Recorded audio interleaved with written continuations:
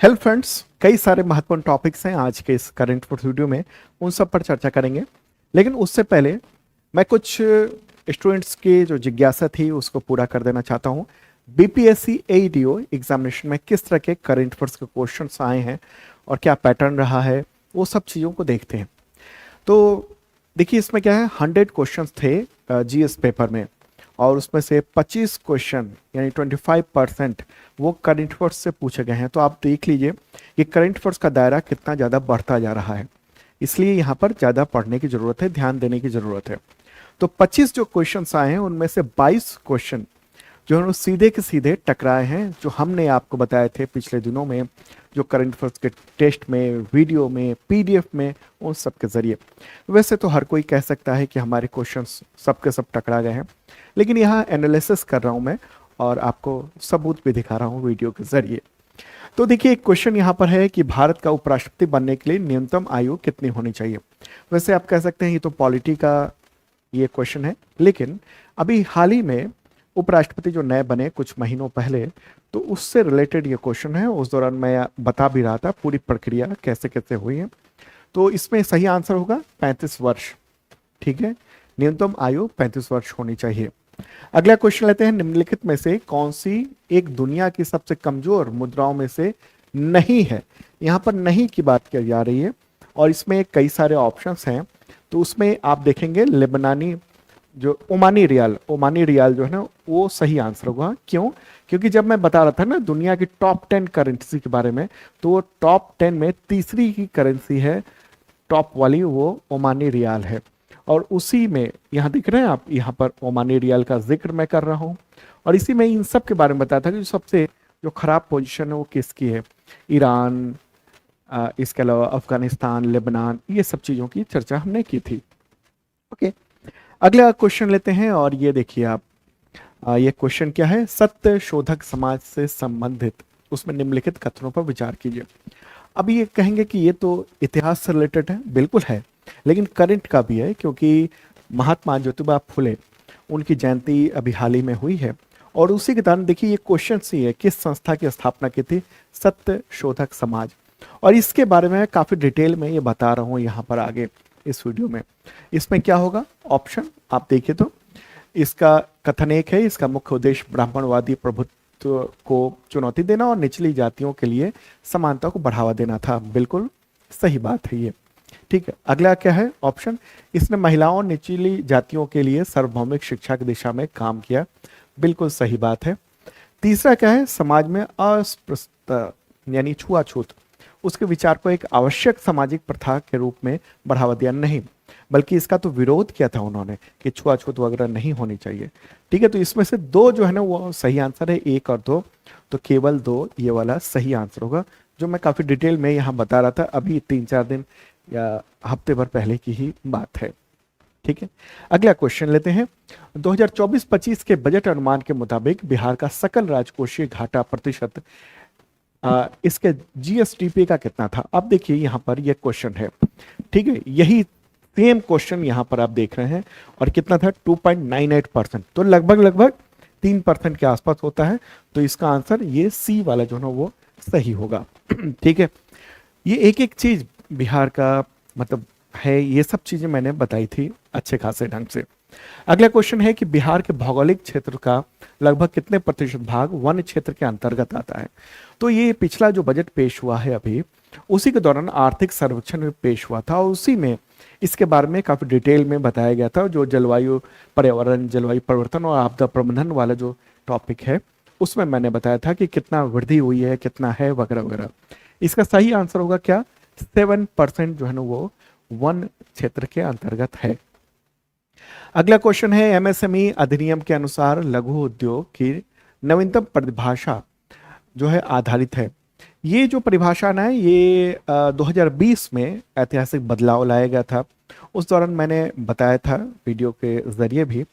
तो इसमें क्या है ना इसका कि इसका आंसर क्या होगा, इसका आंसर होगा आपका सभी क्षेत्रों में विनियोग तथा वार्षिक उत्पादन के आधार पर, यानी डी जो है ना वो सही आंसर होगा, मतलब कि टर्नओवर वगैरह के आधार पर होगा।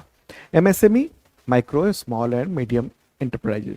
तो इस बार जो करंट अफेयर्स के क्वेश्चंस आए हैं वो आप देखिए कि 2026 के भी आए हैं, 2025 के भी आए हैं, 24 के भी आए हैं, 23 के भी आए हैं, कुछ कुछ तो 20 के भी पूछ लिए हैं। ठीक है, तो अब आप कहेंगे कि कैसे तैयारी होगी इसकी, तो आपको रेगुलर पढ़ना पड़ेगा। अभी जैसे ही रेलवे के एनटीपीसी के एग्जाम आए हैं, तो बच्चों के मैसेज धराधर आ रहे हैं, मतलब 1000 से ज़्यादा मैसेज आ चुके हैं। क्या वो क्या पूछ रहे हैं कि हमें बताइए कि जल्दी से कि कितना पढ़ लें हम, जिससे एनटीपीसी का करंट फोर्स पूरा हो जाए। भाई साहब, अभी तो 15 दिन बचे हैं, 10-15 दिन बचे हैं, इतने में कैसे करंट अफेयर्स आप अचानक पढ़ लेंगे? अगर आपने रोज नहीं पढ़ा है, उसका वीकली रिवाइज नहीं किया है, मंथली रिवाइज नहीं किया, तो कैसे करेंगे? आप देखिए कि रेलवे में भी ग्रुप डी का तो 20-20 क्वेश्चंस पूछे गए थे, वो सब टकराए थे, लेकिन उसके लिए प्रॉपर पढ़ना पड़ता है। ठीक है, तो जिन्होंने पढ़ा है ना, वो बहुत खुश थे और बहुत सारे मैसेज भी आए। आगे बढ़ते हैं, अगला क्वेश्चन, किन इनमें 2 कथन दिए गए हैं और उसके बारे में जो है ना वो बताना है, कथनों के बारे में। ठीक है, इसमें क्या है, 2021 से 15 नवंबर को जनजातीय गौरव दिवस वो मनाया जाता है ताकि भारतीय स्वतंत्रता संग्राम में आदिवासी समुदायों के योगदान को सम्मानित किया जा सके, बिल्कुल सम्मानित किया जा सके। और ये मैंने बताया था पिछले नवंबर में ही जनजातीय गौरव दिवस के दौरान, और काफी डिटेल में इन सब चीजों के बारे में बताया था कि कैसे इसकी स्थापना हुई थी, शुरुआत कैसे हुई थी, यहाँ तक कि जो बिरसा मुंडा है उनके बारे में भी बताया था। दूसरा ऑप्शन क्या है कि यह दिवस तिलका मांझी की जयंती को चिन्हित करने के लिए मनाया जाता है, नहीं, बल्कि यहाँ पर आप फोटोग्राफ भी देख रहे हैं कि किनके लिए मनाया जाता है। ठीक है, तो ये एक महत्वपूर्ण बात है। इसका आंसर क्या होगा? ए वाला जो है ना ये सत्य है, यानी ए सत्य है और आर जो है ना वो असत्य है, ए आर। ठीक है, तो ये बी वाला जो है ना वो सही होगा। ये देख रहे हैं बिरसा मुंडा को लेकर ये मनाया जाता है। अगला क्वेश्चन देख लीजिए, यहाँ पर ये लेटेस्ट ही ऑप्शंस हैं, क्वेश्चंस हैं। निम्नलिखित सूची द्विपक्षीय जो सैन्य अभ्यास है और दूसरा जो देश है, उन सब के बीच में तुलना करने को कहा गया कि किसका किससे है। ठीक है, तो आप देख लीजिए कि इसके बारे में, जैसे आप यहाँ पर देख सकते हैं, आप ये वरुणा के बारे में मैं बता रहा हूँ कि मार्च 2025 में आयोजित किया गया था और भारत और फ्रांस के बीच में। तो वरुणा भारत और फ्रांस के बीच में, ये आंसर ये सही हो जाएगा। ठीक है, हो गया। अब अगला क्या है, धर्म गार्जियन की बात हो रही है, वो किसके किसके बीच है, और यहाँ पर मैं धर्म गार्जियन के बारे में काफी डिटेल में ये करंट अफेयर्स में इस एक्सरसाइज के बारे में आपको बता रहा हूँ। ठीक है, धर्म गार्जियन एक्सरसाइज के बारे में, ये भारत और जापान के बीच में होता है। ठीक है, ये देख रहे हैं कब कब हुआ था, क्या हुआ था, क्या क्या चीजें होती हैं। धर्म गार्जियन भारत और जापान हो गया।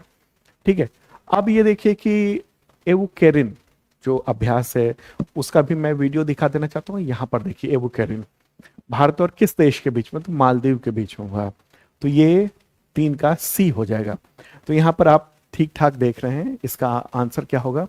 इसका आंसर सीधा सीधा ए होगा, यानी 1 का ए, 2 का बी, 3 का सी और 4 का डी। क्लियर होगा बात? सीधे आपने देखा कैसे क्वेश्चन टकरा रहे हैं करंट अफेयर्स के। अगला क्वेश्चन क्या है कि भारतीय जनता पार्टी कितने वर्षों बाद दिल्ली में सत्ता में लौटी है? इसमें बहुत सारे ऑप्शंस जो है ना वो बच्चों ने गलत टिक कर दिए हैं। ठीक है, यहाँ पर सही आंसर क्या होगा? 27 वर्ष होगा। और इसके बारे में मैं यहाँ पर बता रहा हूँ। आखिरी जो बीजेपी की मतलब अभी तो रेखा गुप्ता है, उससे पहले जो थी मुख्यमंत्री वो थी सुषमा स्वराज, और उसके बाद अभी क्या हो रहा है। तो लिस्ट भी मैंने दिया था, तुलना भी दी थी कि कैसे कैसे कौन कौन मुख्यमंत्री रहे बीच के दौरान में। तो 1998 के बाद 2025 में ये मुख्यमंत्री रेखा गुप्ता बनी, तो वो होगा क्या? 27 वर्ष होगा इसमें ऑप्शन। ठीक है, अगला क्वेश्चन देखिए, जोजिला दर्रा मध्य में पड़ता है, कहाँ पर पड़ता है? जोजिला के बारे में तो मैंने कई बार वीडियो में बताया है, और ये कश्मीर घाटी और लद्दाख के बीच में पड़ता है। ठीक है, और ये अगर लेटेस्ट कहेंगे, ये कब मैंने बताया था, तो ये अभी वक्त हुआ, उसमें क्या है ना कि भारत सरकार या कहें प्रधानमंत्री नरेंद्र मोदी ने एक उद्घाटन किया था जेड मोड़ सुरंग का, और वो जोजिला दर्रे के बीच में ही पड़ता है। ठीक है, और उसी के दौरान इसकी पूरी चर्चा काफी हुई थी। ओके, पीडीएफ में पूरा आपको डिटेल मिलेगा।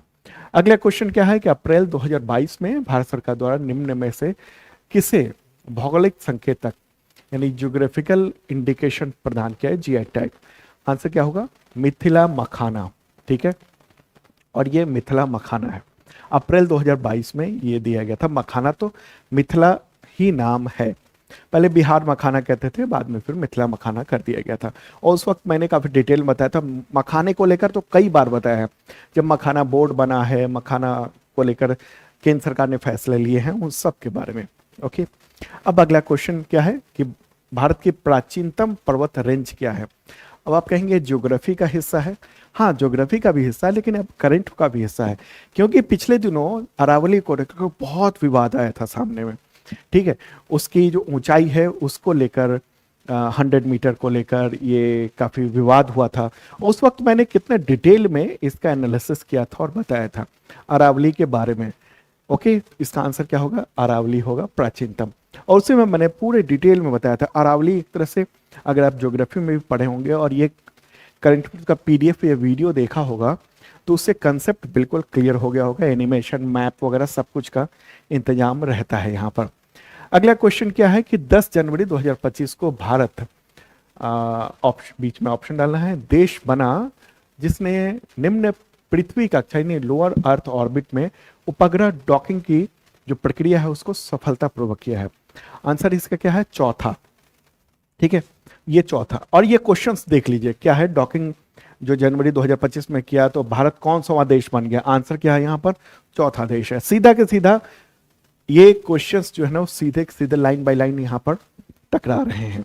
ओके, अगला क्वेश्चन देखिए आप, पंचायतों का अनुसूचित क्षेत्र के रूप में विस्तार, पेशा पेशा अधिनियम को लेकर ना, अभी आप देखिए कि बीपीएससी के यूपीएससी में भी पूछा गया था, ये सीडीएस एग्जामिनेशन है उसमें भी पेशा पूछा गया था। ओके, और इसके अलावा कई और एग्जामिनेशन मैंने देखा है पेशा को लेकर पूछा जाता है। ओके, तो इसमें मैं पेशा के बारे में भी बता रहा हूँ, काफी डिटेल में बता रहा हूँ इस वीडियो में। जब छत्तीसगढ़ में इसको लागू वगैरह किया गया था, तो इसका क्या है, ये 1996 में अधिनियमित किया गया था, बिल्कुल किया गया था। ग्राम सभाओं को वैधानिक दर्जा प्रदान करता है, बिल्कुल करता है। विकास परियोजनाओं के लिए किसी भूमि अधिग्रहण से पहले ग्राम सभा या पंचायत की सहमति आवश्यक है, बिल्कुल है। तो इसमें तीनों उपयुक्त सभी जो है ना, यानी डी, ये सही आंसर होगा इसमें। अब आगे बढ़िए और यहाँ देखिए जो जीएसटी में बदलाव किया गया था उसको लेकर, ये जीएसटी में दरों के बदलाव को लेकर ये क्वेश्चन पूछा गया है और इसमें मिलाने को कहा गया कि किसका है। अब आप देखिए कि यहाँ पर जब मैं उसके बारे में बता रहा हूँ ना, एक एक पॉइंट कि किसका कितना प्रतिशत हुआ है, एक एक पॉइंट, एक एक लिस्ट मैं यहाँ पर बता रहा हूँ आपको। ठीक है, ये देख रहे हैं आप, एक एक लिस्ट है। इसका आंसर क्या होगा? जैसे ए का जो आंसर होगा वो इसका ये 18% हो गया, ये वाला हो गया। व्यापारिक योगा जो सेवाएं हैं उसमें कितना? 5% उसको किया गया है, ये वाला है आंसर। स्वास्थ्य बीमा पर 0 कर दिया गया है। ठीक है, 0 कहाँ पर? ये है 0। और 1500 सीसी से अधिक एसयूवी पर 40% है। ठीक है, ओके, तो ये सब चीजें हैं। यहाँ पर एक एक बात आप देखेंगे तो मैं स्लैब को लेकर एक एक चीज मैं बता रहा हूं। तो इसका सही आंसर क्या होगा? इसका सही आंसर होगा इसमें, आप देखिए, एक 3 हो गया, 3 यहां पर आप देख रहे हैं, ए का 2 हो गया, ए का 2 हो गया, 2, बी का आपका 3 हो गया, ये वाला आप देखिए, जैसे ही 2 सही हो गया आप समझ में, डी जो है ना इसका सही आंसर होगा। ओके, आगे बढ़ते हैं। अब अगला क्वेश्चन क्या है? निम्नलिखित सूचियों का मिलान करें। अब ये क्या है? पुरस्कार है अलग अलग और विषय और क्षेत्र के बारे में पूछा गया है। ठीक है, जैसे रेमन मैग्सेसे, यहाँ पर मैं रेमन मैग्सेसे के अवार्ड के बारे में बता रहा हूँ जो एनजीओ को मिला था ना, एजुकेट वुमेन फाउंडेशन को, उस दौरान काफी डिटेल में बताया था। इसके अलावा ये देखिए पुलित्जर पुरस्कार के बारे में यहाँ पर मैं काफी डिटेल में बता रहा हूँ। ठीक है, तो इस तरह से क्वेश्चंस और बाकी के भी बारे में भी मैंने अलग अलग बताया। इसमें क्या होगा? रेमन मैग्सेसे क्या है? ये एशिया का उच्चतम पुरस्कार माना जाता है, एशिया का नोबेल प्राइज माना जाता है। पुलित्जर सीधी बात है कि पत्रकारिता से रिलेटेड है आपका। ओके, टेम्पल्टन, ये क्या है? आध्यात्मिक और धार्मिक अवार्ड से रिलेटेड ये चीज है। और ह्यूगो पुरस्कार वो लास्ट में बच जाता है और वो है विज्ञान के क्षेत्र में। अगर आपका 2 भी याद है ना, तो भी आप इसका आंसर सही करके आ सकते हैं इस तरीके से। ठीक है, तो इसका आंसर क्या होगा? इसका आंसर होगा आपका ये हो गया सी। तो 1 का आपका सी हो गया, 2 का बी हो गया। ठीक है, सी और बी, ये वाला आंसर बिल्कुल सही हो जाएगा आपका। ठीक है, इस तरीके से। चलिए आगे बढ़ते हैं और अगला क्वेश्चन, बहुआयामी गरीबी सूचकांक। ये भी कई बार एग्जामिनेशन में आए हैं, यूपीएससी सीडीएस में, यूपीएससी एनडीए में, और अभी बीपीएससी एईडीओ में एग्जामिनेशन में क्वेश्चन पूछ लिया गया है। तो क्या है ये? निम्नलिखित में से किससे सम्मिलित किया गया है? तो ये मानव विकास जो रिपोर्ट है, यानी ह्यूमन डेवलपमेंट रिपोर्ट है, उससे रिलेटेड है ये। और इसके बारे में मैं पूरा बता रहा हूँ, इंडिकेटर भी बता रहा हूँ, वैश्विक बहुआयामी ये कौन जारी करता है, इसके बारे में डिटेल में बता रहा हूँ। ये सब कुछ ये बातें हैं। हालांकि अलग अलग एग्जामिनेशन में अलग अलग तरीके के क्वेश्चन पूछे गए। ठीक है, जैसे किसी में पूछा गया किसके द्वारा जारी होता है, इसमें पूछा गया कि ये रिपोर्ट है क्या, उसका नाम क्या है। ठीक है, किसी में इंडिकेटर के बारे में पूछा गया है, तो यहाँ पर ये वाला प्रश्न पूछा गया है। तो इसलिए मैं कई बार कहता हूँ कि कई बार बच्चे कहते हैं कि हमें वन लाइनर दे दीजिए। देखिए, वन लाइनर से ना क्या होता है कि कई चीज़ें मिस हो जाती हैं। तो आप जब डिटेल नोट्स वाला पीडीएफ पढ़ेंगे ना, चाहे कोई भी एग्जामिनेशन हो आपका, जो हम लोग प्रोवाइड करते हैं, तो उससे आपका बिल्कुल कंसेप्ट क्लियर होता है और अंदर की चीज़ें के बारे में पता रहता है।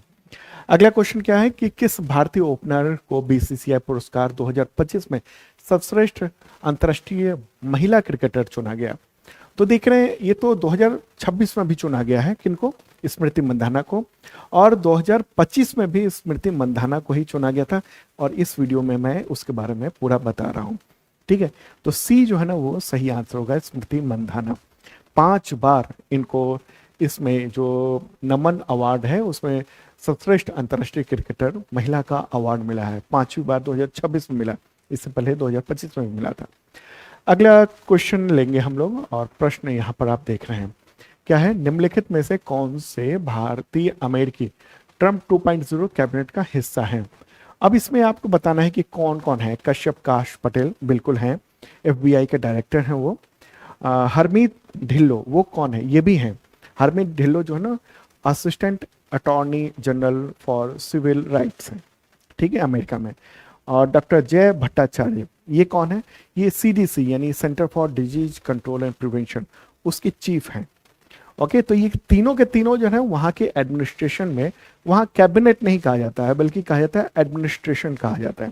लेकिन क्वेश्चन आपको कैबिनेट की बात हो रही है, तो एडमिनिस्ट्रेशन और कैबिनेट लगभग आप मान सकते हैं। ठीक है, भारत की तरह नहीं है जो कैबिनेट बिल्कुल हो और राज्य मंत्री अलग हो। वहाँ कैबिनेट का मतलब ये सब कुछ हो गया। तो इसमें सभी उपरोक्त सभी आंसर जो ना ये हम कह सकते हैं कि सही बात है। और उस दौरान कश्यप काश पटेल और हरमत ढिल्लो उन सब के बारे में मैंने यहाँ पर बताया भी था, इस वीडियो के जरिए भी बताया था। ओके, अगला क्वेश्चन लेते हैं और नेक्स्ट प्रश्न आपके सामने है। क्या है प्रश्न? कि किसी राजनीतिक दल को भारत में राष्ट्रीय दल के रूप में मान्यता प्राप्त करने के लिए निम्नलिखित में से कौन सी शर्तें वैध हैं? आप देखेंगे कहेंगे कि पॉलिटी का क्वेश्चन है, बिल्कुल पॉलिटी का क्वेश्चन है। लेकिन अभी कुछ वक्त पहले ही जब राष्ट्रीय दलों की लिस्ट जारी हुई थी चुनाव आयोग के द्वारा, उस समय ये फिर से बात सामने आई थी। तो यहाँ करंट अफेयर्स भी जुड़ जाता है। और ये देख लीजिए, ये वीडियो में मैं पूरी बातें बता रहा हूँ कि राष्ट्रीय पार्टी बनने के नियम क्या हैं। ठीक है, ओके, अभी 1-2 साल हुए हैं इस बात को। तो उसमें क्या है, पहली बात क्या है, दूसरी क्या है, तीसरी बात क्या है, ये सब इसमें मैंने बताया है। ठीक है, जैसे पार्टी को लोकसभा या राज्य विधानसभा चुनाव में 4 या अधिक राज्यों में कम से कम 6% वोट मिले हो और 1 से अधिक राज्यों में लोकसभा में कम से कम 4 सीटें हासिल हुई हो। बिल्कुल सही बात है, ये सत्य है।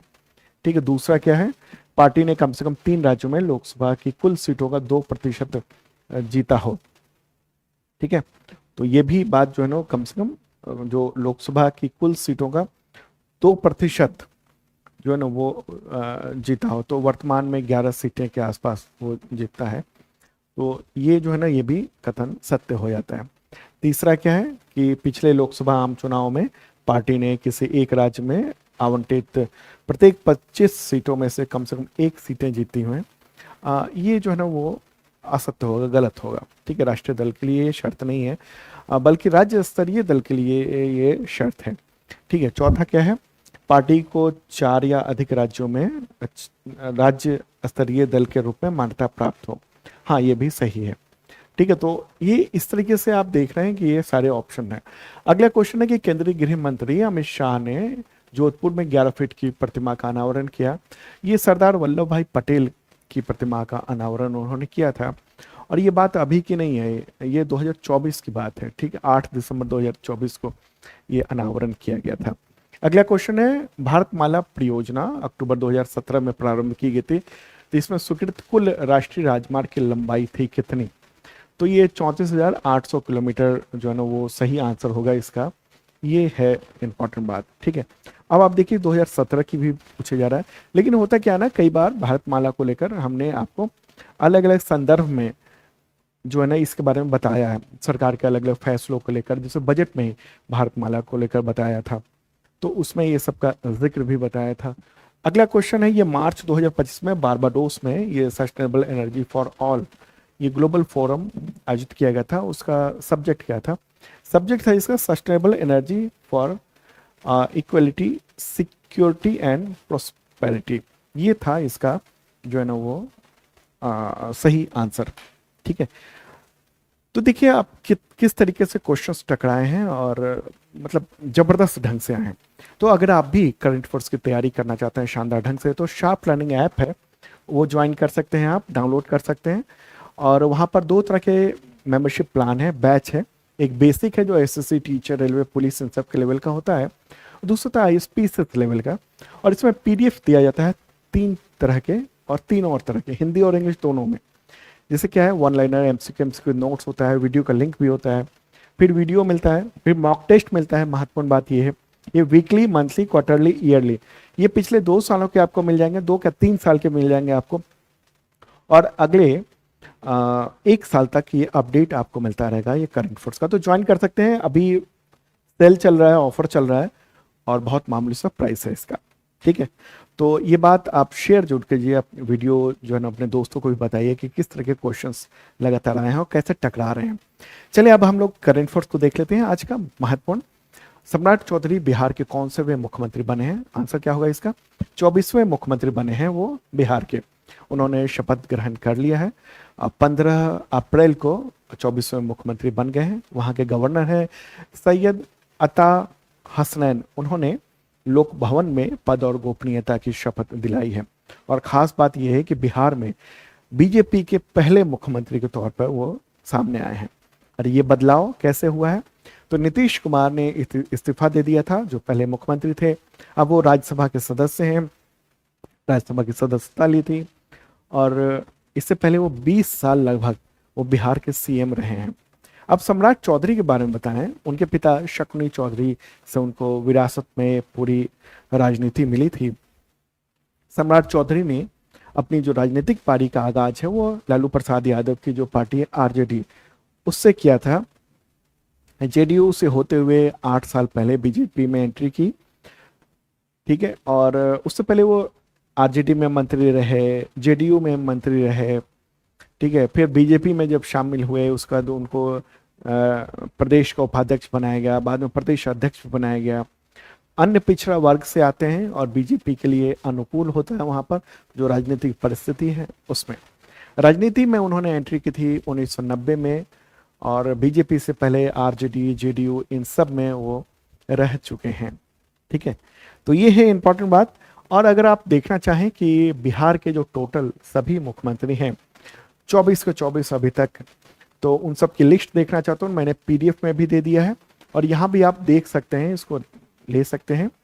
ठीक है, तो अभी सम्राट चौधरी, उससे पहले नीतीश कुमार थे 2000 से 26 तक, फिर बीच में नीतीश कुमार के दरमियान ही 14-15 में जीतन राम मांझी थे। ठीक है, फिर नीतीश कुमार, उससे पहले राबड़ी देवी, उससे पहले लालू प्रसाद यादव। तो इस तरीके से नंबर वाइज ये पूरा का पूरा लिस्ट जो है ना वो दिया हुआ है, तो आप देख सकते हैं।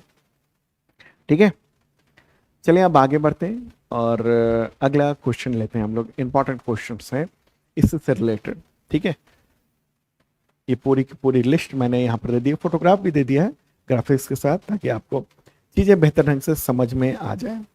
ओके, हाँ देखिए क्या है ना कि व्यक्ति कई बार मुख्यमंत्री बन गया, लेकिन वो कौन सा वह मुख्यमंत्री बना। ठीक है, तो 22वें नीतीश कुमार थे, 23वें जीतन राम मांझी, लेकिन फिर से ये बने, लेकिन वो एक्चुअल में 22वें ही कहलाएंगे। अब 24वें जो है वो सम्राट चौधरी हो गए हैं। चलिए आगे बढ़ते हैं। बिहार के उप मुख्यमंत्री अप्रैल 2026 में कौन बने हैं? उप मुख्यमंत्री की बात हो रही है, आंसर क्या होगा? विजय कुमार चौधरी और विजेंद्र प्रसाद यादव। तो ये दोनों जो है ना, उन्होंने शपथ ले ली है। सम्राट चौधरी के साथ ही डिप्टी सीएम उनको बनाया गया है। विजय कुमार चौधरी जो है ना, वो जेडीयू से हैं। 2005 में वो शामिल हुए थे जेडीयू में। समस्तीपुर के सराय रंजन सीट है, वहां से लगातार जीतते रहे। नीतीश कुमार के बहुत करीबी विश्वास पात्र जो लोग हैं, कुछ लोग हैं, उनमें से ये एक माने जाते हैं। ठीक है, दूसरा नाम क्या है? विजेंद्र प्रसाद यादव। ये 2005 से लगातार बिहार सरकार में मंत्री रहे हैं लगातार, और काफी उम्र दराज मंत्री भी हैं ये। जयप्रकाश नारायण के सहयोगी भी रह चुके हैं ये। अगला क्वेश्चन लेते हैं, किस राजनेता के पास 10 बार मुख्यमंत्री बनने का रिकॉर्ड है, जिन्होंने 20 वर्ष तक इस पद पर रहने के बाद अप्रैल 2026 में इस्तीफा दे दिया? आंसर क्या होगा इसका? नीतीश कुमार, बिहार के पूर्व मुख्यमंत्री नीतीश कुमार। तो 14 अप्रैल को उन्होंने बिहार के मुख्यमंत्री पद से इस्तीफा दे दिया, फिर 15 अप्रैल को नई सरकार बन गई, सम्राट चौधरी की मुख्यमंत्री बन गए। ठीक है, तो अब वो यानी नीतीश कुमार जो है राज्यसभा सदस्य हैं 20 साल बिहार के चीफ मिनिस्टर रहने के बाद। ठीक है, तो ये है एक इम्पॉर्टेंट बात। और नीतीश कुमार के कार्यकाल के बारे में अगर देखेंगे तो आखिरी बार वो 20 नवंबर 2025 को, पिछले साल ही वो मुख्यमंत्री बने थे, और अपना ही रिकॉर्ड तोड़कर 10वीं बार वो मुख्यमंत्री बने थे। इस देश के वो एकमात्र राजनेता है जिन्होंने अपने मामले में मतलब अपना ही रिकॉर्ड तोड़ के अपना रिकॉर्ड बनाया था उन्होंने। फिलहाल अभी तक इतनी बार मुख्यमंत्री बनने का रिकॉर्ड किसी के पास नहीं है, 10 बार। ठीक है, तो ये पूरी लिस्ट भी मैंने दे दी है हालांकि, और ये तो होगी बात। अच्छा, अगर हम लिस्ट देखेंगे ना कि सबसे ज्यादा बार चीफ मिनिस्टर का शपथ किसने लिया, यहाँ पर शपथ की बात हो रही है। ओके, तो देखिए सबसे ज्यादा बार है नीतीश कुमार, 10 बार, लगभग 20 साल। सेकंड स्थान पर जो ना वीरभद्र सिंह है और जयललिता है। ठीक है, ये है 6 बार वीरभद्र और जयललिता बने थे। नीतीश कुमार 10 बार मुख्यमंत्री रहे। लेकिन अगर आप सोचेंगे कि क्या इतने सबसे ज्यादा समय तक, नहीं, सबसे ज्यादा समय तक अगर देखेंगे तो उसमें रिकॉर्ड जो है ना वो पवन कुमार चांगलेंग के पास है। 5 बार में वो 24 साल 166 दिन मुख्यमंत्री रहे। नवीन पटनायक उसके बाद है, फिर उसका ज्योति बसु है, फिर गोगेंग अपांग है, लाल थलवाला है। तो ये है महत्वपूर्ण ये सब बातें। ठीक है, तो ये चीजें अलग अलग हैं, कितनी बार मुख्यमंत्री का रिकॉर्ड अलग है। ठीक है, और कितने समय तक मुख्यमंत्री बनने का रिकॉर्ड वो अलग चीज होती है। ओके, अब आगे बढ़ते हैं और अगला क्वेश्चन यहाँ पर होगा, किस राज्य ने सभी लाइसेंसी रिक्शा और टैक्सी ड्राइवरों के लिए मराठी जानना अनिवार्य कर दिया और भाषा नहीं आने पर लाइसेंस रद्द कर दिए जाएंगे? ये बहुत ही कठोर नियम है, महाराष्ट्र सरकार ने ये नियम बनाया, और ये न्यूज़ भी आप देख रहे हैं द हिंदू के बिजनेस लाइन का। तो महाराष्ट्र के जो कैबिनेट मंत्री हैं प्रताप सरनाईक, उन्होंने ये अभी बयान जारी किया और कह दिया है कि 1 मई 2026 से महाराष्ट्र में सभी जो लाइसेंसधारी रिक्शा टैक्सी ड्राइवर हैं उनको मराठी जानना अनिवार्य है। ठीक है, और इसके लिए पूरा निरीक्षण अभियान चलाया जाएगा, टेस्ट किया जाएगा, और अगर पता चला कि वो मराठी नहीं जानता है तो फिर उनका लाइसेंस रद्द कर दिया जाएगा, उन पर कार्रवाई की जाएगी। तो ये स्थानीयता को लेकर, स्थानीय भाषा को लेकर एक कठोर कदम जो है ना वो महाराष्ट्र ने उठाया है। महाराष्ट्र में बीजेपी की सरकार है, मुख्यमंत्री हैं देवेंद्र फडणवीस। अगला क्वेश्चन यहाँ पर है कि किस राज्य में शिक्षा विभाग ने सार्थक नाम अभियान शुरू करने का आदेश जारी किया और अटपटे नाम बदले जा सकते हैं इसके जरिए? शुरू हो चुका है। आंसर होगा इसका राजस्थान। ठीक है, दरअसल बहुत तरह तरह के नाम होते हैं। क्या होता है कि बच्चे जब स्कूल गए और टीचर ने लिख दिया घसीटा राम, नाहर, शैतान, खोजा राम, नन्नूमल, इस तरह की चीज़ें, अटपटे नाम और भी बहुत सारी चीज़ें तो स्कूल में के रजिस्टर में दर्ज हो जाते हैं। और फिर वही नाम जो है ना बाद में ज़िंदगी में शर्मिंदगी का कारण भी बनता है कई बार। तो अब राजस्थान के शिक्षा विभाग ने नई पहल की है कि नाम जो है ना बदल दिए जा सकेंगे। ठीक है, और पूरी लिस्ट तैयार की गई है, करीब 2950 नामों की लिस्ट तैयार की गई है और पेरेंट्स को ये दिखाया जाएगा कि आप नाम बदलना चाहें तो इनमें से नाम आप ले सकते हैं। नाम के अर्थ भी बताए गए हैं। तो ये है एक इम्पॉर्टेंट बात जो कि अपनाया गया है राजस्थान के द्वारा।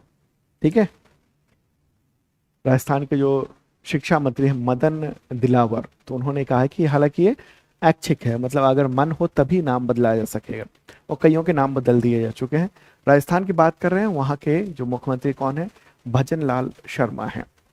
अगला क्वेश्चन है पुथांडू, ये क्या है जो खास तौर पर तमिलनाडु में मनाया जाता है और हाल ही में मनाया जा रहा है। आंसर होगा तमिल नववर्ष। ये अप्रैल माह के बीच में ये पड़ता है और इसके बारे में काफी डिटेल में द हिंदू ने एक्सप्लेन भी किया है। पुथांडू जो है ना वो तमिल कैलेंडर वर्ष की शुरुआत का प्रतीक है और ये दिन जो है ना वो संक्रांति के क्षण पर होता है। ये 9:39 पे, ठीक है, जब जो सूर्य जो है ना मेष राशि में जो प्रवेश करता है दर्शाता है, उसको कहते हैं ये। ठीक है, तो वहाँ चुनाव चल रहे हैं अभी तमिलनाडु में, M.K. स्टालिन मुख्यमंत्री हैं। आगे क्या होता है देखते हैं। अगला क्वेश्चन यहाँ पर है कि केंद्र सरकार ने लोकसभा में मौजूदा 543 सीटों की संख्या को बढ़ाकर कितना करने का विधेयक तैयार किया है। आंसर क्या होगा इसका, 850, 850। तो भारत सरकार जो है ना वो संविधान 131वां संशोधन विधेयक ये पेश कर रही है। 3 विधेयक है टोटल वैसे तो, और जल्दी से ये पारित करने की कोशिश में है। शुरुआत में प्रधानमंत्री नरेंद्र मोदी ने कहा कि हम महिला आरक्षण को लेकर ये कर रहे हैं, जल्दीबाजी कर रहे हैं, महिला आरक्षण को लागू कर दिया जाए। लेकिन फिर विपक्ष ने ये कहा कि भाई महिला आरक्षण को लेकर तो आपने नारी बंधन जो कानून है वो उसके तहत लाहित है आप, और उसके तहत आप लागू कर दीजिए महिला आरक्षण। लेकिन यहाँ पर डिलिमिटेशन की भी बात हो रही है। ठीक है, डिलिमिटेशन, इसमें क्या है कि 3 तरह के विधेयक पेश हो रहे हैं। एक परिसीमन विधेयक है 2026, जिसमें जो है ना वो राज्यों की जो लोकसभा सीटें हैं उसका परिसीमन हो जाएगा, डिलिमिटेशन हो जाएगा, उसके क्षेत्र घटेंगे बढ़ेंगे इस तरीके से। और ये सीटें जो बढ़ाई जा रही हैं वो ये बताया जा रहा है कि हम जो है ना को हर राज्य में 50% सीटें बढ़ाने जा रहे हैं। ये सब चीज़ें जो करने की कोशिश की जा रही है। अब ये चूंकि डिटेल में जो आएगा फिर मैं और डिटेल में बताऊंगा, क्योंकि बहुत सारी बातें जो ना सुनी सुनाई भी हैं इस वक्त। ठीक है, जो आधिकारिक बिल है वो जब पेश होगा संसद में तो फिर इसके बारे में बहुत सारा डिटेल जो है ना वो सामने आएगा।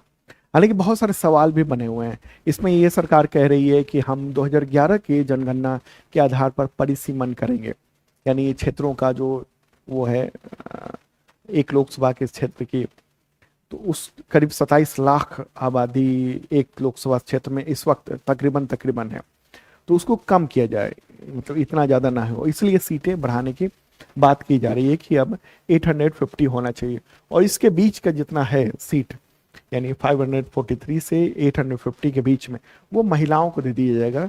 ठीक है, आरक्षण के तौर पर। तो अभी आगे जो अपडेट होगा फिर मैं आपको डिटेल में बताऊंगा। ठीक है, अभी तक का जानने का इतना ही है, जब तक पक न जाए पूरी तरीके से तब तक बहुत डिटेल अभी बताना पूरी बात नहीं है। ठीक है, अभी और बताऊंगा मैं आगे 1-2 दिनों में। अगला क्वेश्चन है विश्व चगास रोग दिवस कब मनाया जाता है। तो ये है आपका 14 अप्रैल को। वर्ल्ड हेल्थ असेंबली ने इस दिवस की घोषणा की थी 2019 में। WHO की जो सुप्रीम बॉडी है ना ऊपर वाली, वर्ल्ड हेल्थ असेंबली, उसी ने ये घोषित किया हुआ है। अगला क्वेश्चन है बाबा साहब डॉक्टर भीमराव अंबेडकर, उसकी उनकी जयंती कब मनाई जाती है। आंसर होगा 14 अप्रैल को। अंबेडकर जयंती कहते हैं, भीम जयंती भी कहते हैं हम, भारतीय राजनीतिज्ञ और समाज सुधारक डॉक्टर BR अम्बेडकर उनकी याद में 14 अप्रैल को। उनका जन्म हुआ था 14 अप्रैल 1891 1891 में। ठीक है, समानता दिवस के रूप में भी इसको मनाया जाता है। डॉक्टर अम्बेडकर जो है वो महान समाज सुधारक, अर्थशास्त्री, विधिवेत्ता थे। पूरा जीवन उन्होंने जो है जातिवाद के उन्मूलन, दलितों, पिछड़ों, महिलाओं, इन सब के अधिकार के लिए समर्पित किया था उन्होंने। भारतीय संविधान के ड्राफ्टिंग कमेटी के चेयरमैन भी थे और इसी के नाते उनको संविधान निर्माता भी कहा जाता है। ठीक है, और अपने जीवन के अंतिम पड़ाव में उन्होंने 14 अक्टूबर 1956 को लाखों समर्थकों के साथ बौद्ध धर्म को अपनाया था और उन्होंने कहा था कि ये समानता और मानवता का मार्ग है। ये उनका नारा था, शिक्षित बनो, संगठित रहो और संघर्ष करो। अगला क्वेश्चन है, हंगरी का आम चुनाव 2026 किसके नेतृत्व वाले राजनीतिक दल ने जीता है? काफी चर्चा है इसकी। आंसर का पीटर मंगयार, तो वो प्राइम मिनिस्टर बनने जा रहे हैं अब जल्द ही। देखिए, हंगरी में ना विक्टर ओर्बान, वो पिछले 16 साल से सत्ता में काबिज थे। ट्रंप के सपोर्टर माने जाते थे, पुतिन के भी सपोर्टर माने जाते थे और वहां पर बिल्कुल पूरी व्यवस्था जो ना उथल पुथल कर दी थी और अब इनकी जीत हुई है। एक महत्वपूर्ण बात ये देखने को मिल रही है। ठीक है, तो ये जीत के तौर पे इसको पेश किया जा रहा है। हंगरी की बात कर रहे हैं, राजधानी है बुडापेस्ट, राष्ट्रपति हैं यहाँ के तमास सोलियोक। हालांकि प्रधानमंत्री के पास मुख्य पावर होते ही। ठीक है, आबादी तकरीबन मात्र 95 लाख के आसपास ही है इसकी। ठीक है, तो दोस्तों ये था इंपॉर्टेंट करंट अफेयर्स और आपके एग्जामिनेशंस की तैयारी जो कर रहे हैं करते रहिए शानदार ढंग से। तो करंट अफेयर्स आप रोज पढ़िए, वीकली पढ़िए, मंथली पढ़िए, रिवाइज करते रहिए क्योंकि आप देख रहे हैं 25% तक क्वेश्चंस पूछे जा रहे हैं एग्जामिनेशन में। तो इतना ज़्यादा क्वेश्चंस पूछे जाएंगे करंट अफेयर्स से रिलेटेड, तो आपको उस ढंग से तैयारी करनी होगी। तो ये वीडियोस डेली देखिए। अगर आपने अब तक इस चैनल को सब्सक्राइब नहीं किया तो ज़रूर कर लीजिएगा। Okay, bye.